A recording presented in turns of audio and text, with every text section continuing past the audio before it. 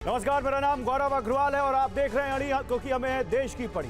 Gaza युद्ध का आज 55वां दिन है और 168 घंटे बाद युद्ध फिर से भड़क गया है। इजरायल की सेना गाजा पर पहले से ज्यादा विध्वंसक बमबारी कर रही है। उत्तर से लेकर दक्षिण तक महाविनाश कर रही है इजरायल की सेना गाजा में।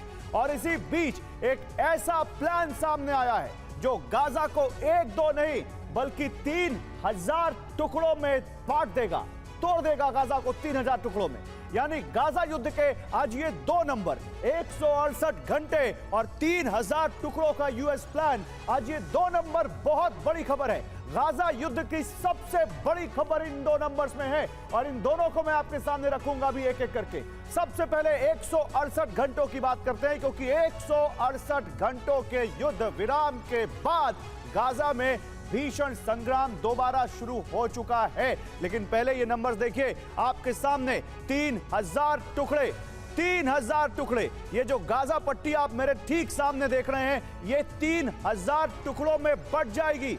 ये 3000 टुकड़ों में गाजा पट्टी बट जाएगी। यानी 168 घंटे बाद इजराइल का एक ऐसा प्लान सामने आया है जो गाजा को 3000 टुकड़ों में बांट देगा। अभी देखिए जो छोटे छोटे ब्लॉक आप देख रहे हैं, 365 स्क्वायर की तो ये पट्टी है। 365 स्क्वायर किलोमीटर में अगर ये पट्टी है तो 3000 टुकड़ों में देखिए 1 स्क्वायर किलोमीटर भी नहीं आएगा। सोचिए वो 23 लाख लोग इन 3000 टुकड़ों में कैसे रहेंगे, कहां रहेंगे, आज ये सब आपको बताएंगे। लेकिन पहले आप ये रिपोर्ट देखिए हमारी। ये रिपोर्ट बहुत अहम है क्योंकि 168 घंटे के युद्ध विराम के बाद गाजा में भीषण संग्राम शुरू हो चुका है। आज सुबह 10:30 बजे गाजा में बम वर्षा का दूसरा राउंड शुरू होने से ठीक पहले की ये 5 अहम घटनाएं और बयान आपको दिखाते हैं। ये बहुत अहम है। गाजा में मौजूद हमास के नेता याह्या सिनवार ने 7 अक्टूबर के हमले के बाद पहला सार्वजनिक बयान दिया है। इसमें उसने 7 अक्टूबर को सिर्फ एक रिहर्सल बताया है। तो ईरान के supreme leader Ayatollah Ali Khamenei ने सिनवार के बयान को आगे बढ़ाते हुए इजरायल और अमेरिका को बड़ी धमकी दी और कहा कि अल अक्सा तूफान फिर दोहराया जाएगा। आपको बता दें कि हमास ने इजरायल पर 7 अक्टूबर के हमले को अल अक्सा स्टॉर्म नाम दिया था। इस बीच एक ऐसी खबर सामने आई है जो पूरी दुनिया को चौंकाने वाली है। खबर है कि हमास का हेडक्वार्टर कतर की राजधानी दोहा से ईरान शिफ्ट हो रहा है।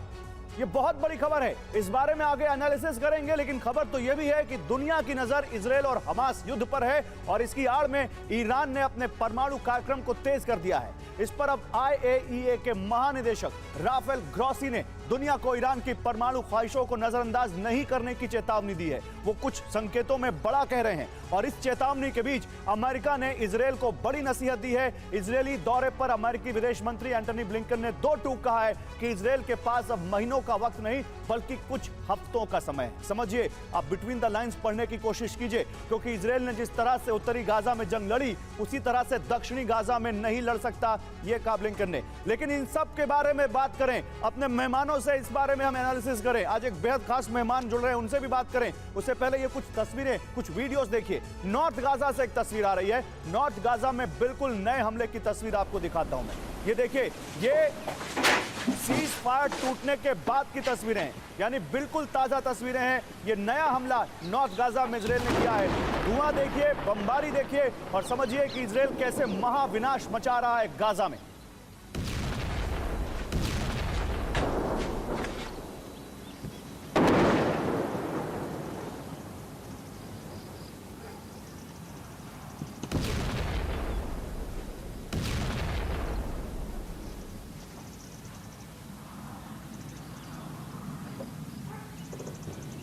एक 168 घंटे बाद बिल्कुल वैसे ही धमाके, बिल्कुल वैसी ही तबाही जैसी हमने युद्ध शुरू होने के वक्त देखी थी।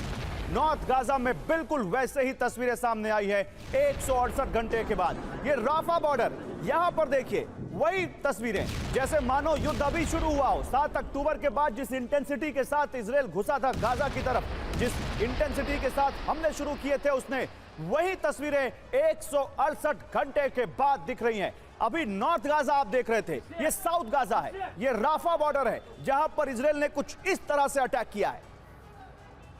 एक और तस्वीर, राफा बॉर्डर पर इजरायली अटैक के बाद खान यूनिस में भारी बमबारी की। यह भी साउथ गाजा है और यहां युद्ध पहुंच चुका था इस सीज फायर से पहले और वहां पर युद्ध समझिए वहीं से एक बार फिर से बहुत तेजी से भड़का है। खान यूनिस में भारी बमबारी की ये आपके सामने तस्वीरें।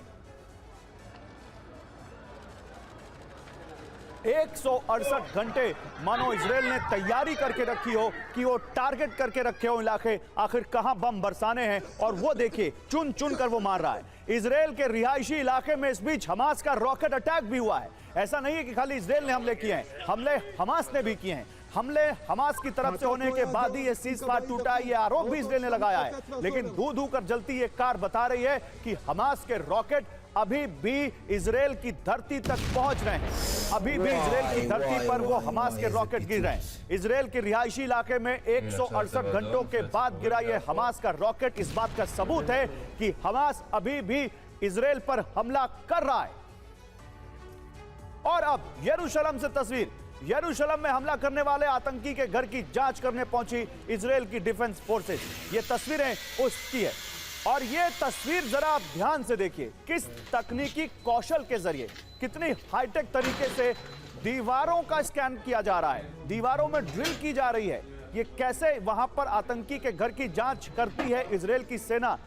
ये देखिए कैसे यहां पर ऊपर भी जो जैसे यहां आप देख सकते हैं दुछत्तियां जो घर में होती हैं, वहां पर कैसे यहां मशीनों के जरिए चेकिंग की जा रही है। इतने हाईटेक तरीके से, इतने हाईटेक इक्विपमेंट से लैस ये इजराइल की सेना एक भी लूप होल यहां नहीं छोड़ना चाहती। एक आतंकी के घर की जांच कैसे इजराइल की सेना करती है, और चाहे वो दीवार के पहले हो या दीवार के बाद हो, किसी को नहीं छोड़ती इजराइल की सेना। देखिए कैसे ड्रिल किया जा रहा है इसको। और गाजा युद्ध और टाइमिंग के मुताबिक आए 5 बयान साफ तौर पर बता रहे हैं कि गाजा युद्ध 7 दिन की शांति के बाद और घातक होकर लौट कर आया है। 168 घंटे तो शांति से बीते, लेकिन अब 168 घंटे बाद विनाश का नया वर्जन आ गया है। 7 दिन बाद और घातक होकर लौटा है यह युद्ध। गाजा पर अमेरिका ने विध्वंसक प्लान बना लिया है, और 168 घंटे बाद विनाश का यह नया वर्जन आप देख रहे हैं इस वक्त।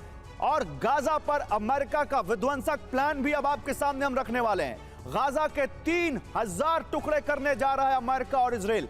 गाजा तो एक बहाना है, अमेरिका का असली मिशन तो ईरान है। अमेरिका का मिशन ईरान भी अब हम आपको बताने वाले हैं। इस पर बात करने के लिए देखिए मेरे साथ बहुत खास मेहमान जुड़ रहे हैं। हमारे साथ डॉक्टर खीवराज जहांगीर जुड़ रहे हैं, जो कि तेल अवीव से जुड़ रहे हैं, और इस वक्त वो तेल अवीव यानी इजराइल से हमें ज्वाइन कर रहे हैं। डॉक्टर जहांगीर, बहुत स्वागत है आपका अड़ी में। मेजर जनरल ब्रजेश कुमार है एज डिफेंस एक्सपर्ट, सर आपका भी बहुत स्वागत है। और major general SB Asthana as defence expert, आपका भी बहुत स्वागत है।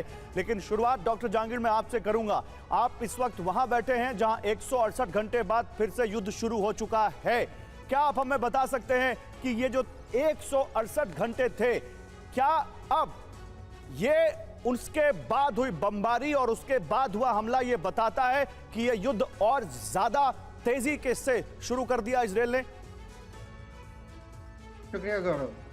देखिए 7 दिन की लड़ाई के रुकने के बाद अब जब वापस लड़ाई शुरू हुई तो इतना भीषण और महासंग्राम जैसी स्थिति नहीं है। एंथनी ब्लिंकन जब यहाँ थे तो उन्होंने साफ इजराइल से कहा कि आप साउथ गाजा में लोगों को, आम लोगों को बचाने की जिम्मेदारी आपकी होगी। मेरे ख्याल से इजराइल की मुश्किल अभी भी वही है जो आज से 10 दिन पहले थी। इजराइल के लिए अपने बंदियों को छुड़ाना जरूरी है, पर वो हमास की आज की मांग को नहीं मान रहे हैं, क्योंकि हमास इस समय एक बहुत ही ज्यादा बड़ी, एक के बदले 10 जो उनके बंदी इजरायली जेलों में बंद है उनको छुड़ाने की बात कर रहा है।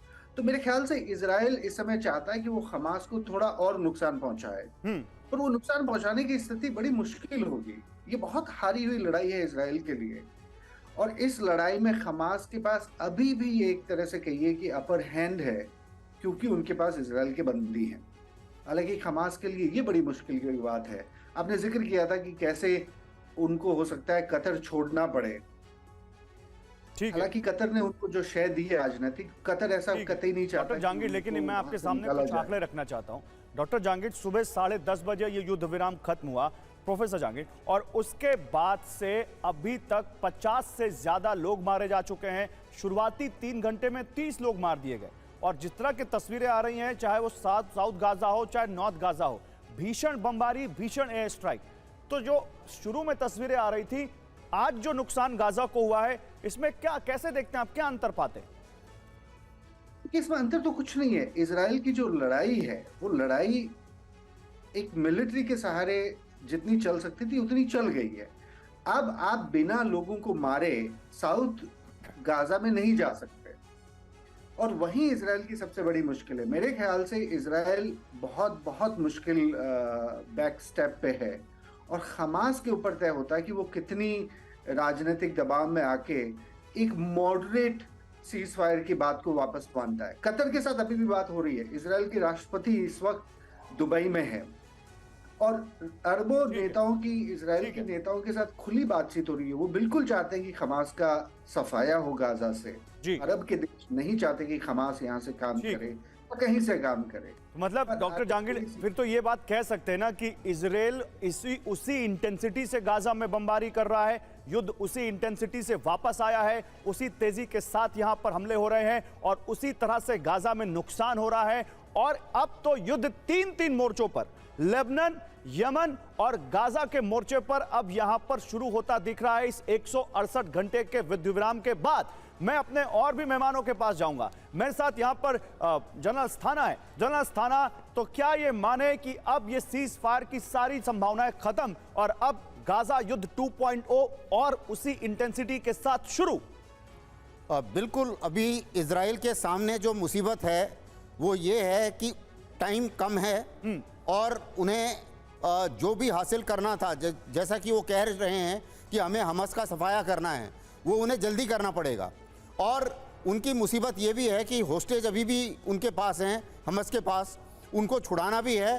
और एक और परेशानी है इजराइल की जो बाहर ज़्यादा अभी तक बाहर नहीं आई है, वो ये है कि जब उन्होंने 3 लाख सोल्जर जमा किए थे, तो इजराइल में परमानेंट फौज नहीं है, तो ये सोल्जर हैं, ये सारे के सारे देश का काम कर रहे हैं। अब सब कुछ ठप पड़ा हुआ है, सारी इकोनॉमिक एक्टिविटीज ठप पड़ी, क्योंकि ये सारे के सारे मोबिलाइज होकर बैठे हुए हैं। तो अगर ये बढ़ता जाता है सीज फायर, तो ये लोग ना तो हमास को बर्बाद कर पाएंगे और ना ही ये देश का काम कर पाएंगे। तो उन्हें यह भी जल्दी मची हुई है कि जल्दी ये खत्म हो और हम आगे बढ़ें। अभी अमेरिका की भी मुसीबत है और अमेरिका उनको बोल रहा है कि भाई आप कीजिए। अमेरिका ने, ब्लिंकन ने ये नहीं बोला कि आप लड़ाई बंद कीजिए। ब्लिंकन सिर्फ ये कह रहे हैं सॉरी कि आप जितनी सिविल लोग की कैजुअलिटी जो है वो कम कीजिए, इस किस्म से आप आगे जाइए। ठीक है।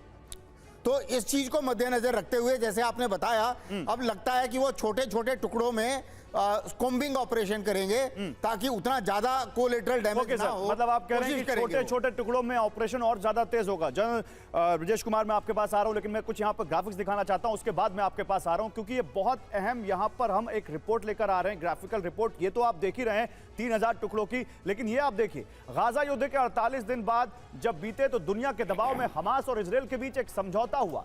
समझौता 7 दिनों तक चला, लेकिन जैसे ही ये समझौता खत्म हुआ, 7 दिनों का ये समझौता, उसकी डेडलाइन खत्म हुई, उसके बाद कैसे इजराइल वापस लौट कर आया उसी लाइन पर, उसी फॉर्मूले पर जो वो गाजा के साथ पिछले कुछ 50 दिनों में करता रहा, वो आपको दिखाते हैं। दोनों तरफ से हमले शुरू हो गए। हमास ने स्डेरोट, नेतिवोत सहित कई इजराइल के रिहायशी इलाकों में रॉकेट दागे, जिसके जवाब में इजराइल ने उत्तर से दक्षिण गाजा तक, जैसे अल करारा, राफा, जियोनिस्ट और खान यूनिस में ताबड़तोड़ स्ट्राइक करके तबाही मचा दी है। ये देखिए, गाजा में, साउथ गाजा में तबाही मचा दी है यहां पर इजराइल ने, और हमास भी हमले कर रहा है इस वक्त वहां पर, जो नॉर्थ गाजा के पास स्डेरोट का इलाका है, जहां 7 अक्टूबर को सबसे पहले हमास के लड़ाके पहुंचे थे। लेकिन गाजा से हमास के अटैक के बाद इजराइल का प्रतिशोध ये साफ बता रहा है कि इजराइल ने गाजा को मिटाने का प्लान बना लिया है।